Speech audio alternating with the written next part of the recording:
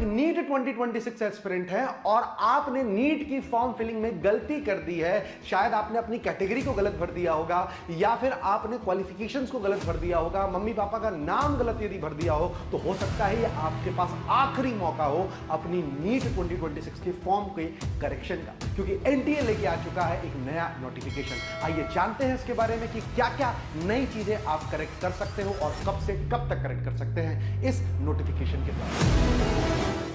तो मेरा नाम है सूर्य भानु, मैं स्वागत करता हूं अरिविहान पे, जहां पे हम आपके ड्रॉपर से डॉक्टर बनने के सपने को पूरा करने की कोशिश करते हैं। मेरे प्यारे चीतों, अभी थोड़ी देर पहले एनटीए का एक पब्लिक नोटिस जारी हुआ है, जहां पे उन्होंने बताया है, मैं आराम आराम से आपको पढ़ के बता रहा हूं वापस से, कि एनटीए का जो एग्जाम कंडक्ट होगा वो 3 मई को होगा, 3 मई संडे को 2 बजे से लेके 5 बजे तक ऑफलाइन मोड में होगा। कुछ नई बात नहीं है, ये आपको ऑलरेडी पता है। साथ ही साथ में जो इंपॉर्टेंट डेट यहां पे आई है वो ये आई है कि duration of correction in particulars, मतलब करेक्शन कब से कब तक होंगे मैं आपको बता देता हूं। 12 मार्च से लेके 14 मार्च तक, है ना, 12 मार्च से लेके 14 मार्च तक के करेक्शन होने वाले हैं। तो याद रखिएगा, आपके पास 2 दिन की विंडो है, तो इत्मीनान से सही तरीके से आपको करेक्शन करने हैं। क्या क्या करेक्शन होंगे और क्या क्या करेक्शन नहीं होंगे, आइए जानने की कोशिश करते हैं। यहां पे आप देखिएगा ध्यान से, candidate shall be allowed to change any one of these 2 field, है ना, इन दोनों में से किसी एक को ही आप चेंज कर पाएंगे, चाहे वो फादर नेम्स हो या फिर क्वालिफिकेशन हो उनकी, या फिर आपके पिताश्री की ऑक्यूपेशन हो, या फिर मम्मी का नाम हो, क्वालिफिकेशन हो या उनकी ऑक्यूपेशन है। साथ ही साथ में ध्यान से देखिएगा, candidate shall be allowed to change add any of all those fields. क्या क्या आप क्या कर सकते हैं, चेंज कर सकते हैं और ऐड कर सकते हैं। पहला है आपकी एजुकेशनल क्वालिफिकेशन, जैसा कि आपने मान लीजिए 11th और 12th के मार्क्स गलत भर दिए हो तो वो आप सही कर सकते हैं। दूसरा, आप स्टेट और यूटी जहां से आपने 12th को पास किया है, यस और नो बेटा, इसको भी आप करेक्ट कर सकते हो। जहां से आपने 12th पास किया, मान लो गलत किया हो, you can actually correct it also. ध्यान से देखिए, ऑल राइट सर, दोनों पॉइंट यस सर। अगला, कैटेगरी, मान लीजिए आपने कैटेगरी सही नहीं भरी है, जनरल, ओबीसी, एससी, एसटी, तो वहां भी आप इसका करेक्शन कर सकते हो। सब कैटेगरी, है ना, पीडब्ल्यूडी वगैरह जो कैटेगरी होती है वो भी नहीं भरा है, तो वो भी आप सही से कर सकते हो। सिग्नेचर बहुत ही इंपॉर्टेंट है, यदि आपका सिग्नेचर सही फॉर्मेट में अपलोड नहीं हुआ था या फिर सही तरीके से सिग्नेचर आपने नहीं किया था, तो मैं आप सबको रिकमेंड करूंगा सिग्नेचर पे आप जरूर ध्यान दें, because it is one of the most important aspects.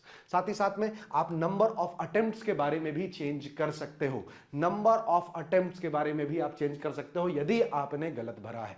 तो ये वो सारी चीजें हैं जो आप चेंज कर सकते हो। साथ ही साथ में आप अपने एग्जामिनेशन का सिटी सिलेक्शन भी कर सकते हो और मीडियम ऑफ एग्जामिनेशन को भी सिलेक्ट कर सकते हो। मान लीजिए आप सिटी सेलेक्ट आपने जो पहले किया है, यदि आप उसे चेंज करना चाहते हैं तो ये आखिरी मौका है 2 दिन का, 12 मार्च से 14 मार्च, जहां पे आप अपनी सिटी को बदल सकते हो। और साथ ही साथ में यदि आपने एग्जामिनेशन का मीडियम गलत डाल दिया है तो उसको भी सुधारने का ये आखिरी मौका है। देखिए साथ में नोट मेंशन किया गया है, ठीक है। 4th पॉइंट क्या है, candidate shall be allowed to change identity details only for candidates who registered with identity other than Aadhaar, yes और नो बेटा।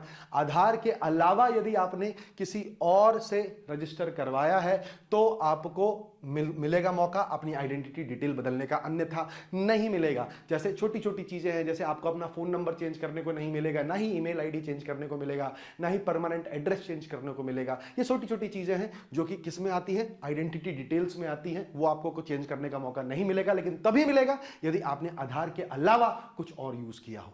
साथ ही साथ में कुछ नोट पॉइंट्स ये भी हैं, if there is an impact on the fee then additional fee will be charged as applicable, ठीक है।